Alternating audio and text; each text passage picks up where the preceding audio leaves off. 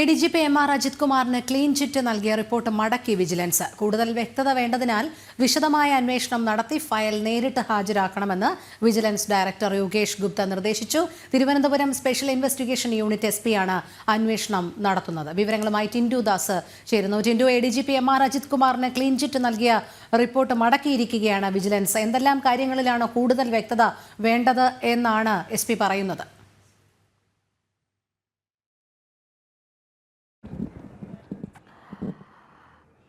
Rohini, ADGP ആയിരുന്ന MR Ajith കുമാറിന് DGP ആയി സ്ഥാനക്കയറ്റം നൽകാനായിരുന്നു സംസ്ഥാന സർക്കാരിന്റെ നേതൃത്വത്തിൽ അല്ലെങ്കിൽ സർക്കാർ ഇത്തരത്തിൽ ADGP MR അജിത് കുമാറിന് ക്ലീൻ ചീറ്റ് നൽകിയത്. 2 ദിവസങ്ങൾക്ക് മുമ്പാണ് ഈ റിപ്പോർട്ട് വിജിലൻസ് ആസ്ഥാനത്തേക്ക് എത്തിയത്.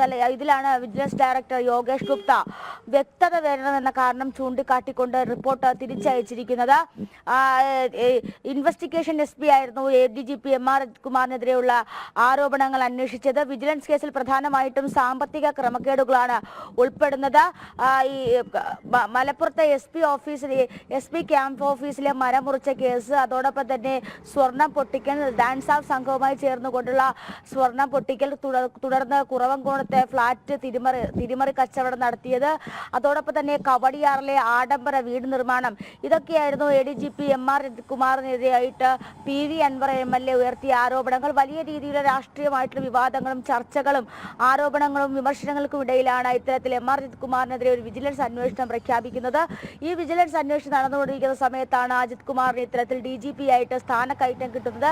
ഈ സ്ഥാനക്കയറ്റം കിട്ടുന്ന സമയത്തുള്ള തന്നെ സർക്കാർ സംവിധാനം, സർക്കാരിന്റെ പ്രതിനിധികളും പാർട്ടി പ്രതിനിധികളൊക്കെ പറഞ്ഞിട്ടുണ്ടായിരുന്നത് സുപ്രീം കോടതിയിൽ ഉൾപ്പെടെ ഇത്തരം കേസുകളുണ്ട്. ആ കേസുകളിലൊക്കെ അന്വേഷണ വിധേയമായിക്കൊണ്ടിരിക്കുന്ന ഒരാൾക്ക് സർവീസിൽ ഉയർന്ന സ്ഥാനം ലഭിക്കുന്നതിൽ സർവീസ് ചട്ടം ലംഘിക്കുന്നില്ല എന്ന തരത്തിലുള്ള ന്യായീകരണങ്ങളൊക്കെയാണ് മുന്നോട്ട് വെച്ചിരുന്നത്. 2 ദിവസം മുമ്പ് ഈ റിപ്പോർട്ട് വിജിലൻസ് ആസ്ഥാനത്തേക്ക് ലഭിക്കുന്ന സമയത്ത് ഈ റിപ്പോർട്ട് അതേപടി സർക്കാരിന് കൈമാറുമോ എന്നൊരു ആശങ്ക നിലനിന്നു. ഇപ്പോൾ ഈ റിപ്പോർട്ടിൽ വ്യക്തതയില്ല, തെളിവുകളില്ല തുടങ്ങിയ കാര്യങ്ങൾ ചൂണ്ടിക്കാട്ടിയിട്ടാണ് ഇപ്പോൾ യോഗേഷ് ഗുപ്ത ഈ റിപ്പോർട്ട് തിരികെ അയച്ചിട്ടുള്ളത്. ഈ ഷിബു പാപ്പച്ചൻ ഈ കേസ് വ്യക്തമായിട്ട് അന്വേഷിക്കണം. കാരണം ഈ നേരത്തെ ഞാൻ ഉന്നയിച്ച അല്ലെങ്കിൽ നേരത്തെ ഞാൻ പറഞ്ഞ ആരോപണങ്ങൾ, അതായത് ഈ മരമുറി കേസ്, ഡാൻസ് ഓഫ് സംഘവും ചേർന്നുകൊണ്ട് സ്വർണം പൊട്ടിക്കൽ, പിന്നീട് വന്ന കുറവൻകോണത്തെ ഫ്ളാറ്റ് തിരിമറി നടത്തി വിറ്റ സംഭവം, അതോടൊപ്പം തന്നെ കവടിയാറിലെ ഇത്തരത്തിലുള്ള ആഡംബര വീട് നിർമ്മാണം, ഇതൊക്കെ കഴമ്പില്ലാത്ത ആരോപണങ്ങളാണെന്നും അതോടൊപ്പം തന്നെ ഈ പണം തിരിമറി നടത്തിയതും സാമ്പത്തിക തിരിമറി നടത്തിയതിനൊക്കെ വ്യക്തമായിട്ടുള്ള മാനദണ്ഡങ്ങൾ കൊണ്ടാണെന്നുമാണ് ഈ റിപ്പോർട്ടിൽ പറയുന്നത്. പക്ഷേ ഈ റിപ്പോർട്ടിൽ ഇതിനെയൊന്നും സാധൂകരിക്കുന്ന രീതിയിലുള്ള തെളിവുകളില്ല.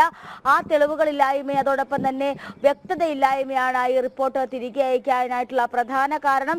2 ദിവസങ്ങൾക്ക് മുമ്പ് ഈ റിപ്പോർട്ട് ആസ്ഥാനത്തേക്ക് വരുന്ന സമയത്ത് ADGP അല്ലെങ്കിൽ MR അജിത് കുമാറിന് അനുകൂലമായിട്ടൊരു നിലപാട് സ്വീകരിക്കുമെന്നായിരുന്നു പല ഘട്ടങ്ങളിലും വന്ന ഒരു ഭാഷ്യമെന്ന് പറയുന്നത്. പക്ഷേ അതിനെല്ലാം മറുപടിയായിട്ടാണ് യോഗേഷ് ഗുപ്ത ഈ റിപ്പോർട്ട് മടക്കി അയച്ചിരിക്കുന്നത്.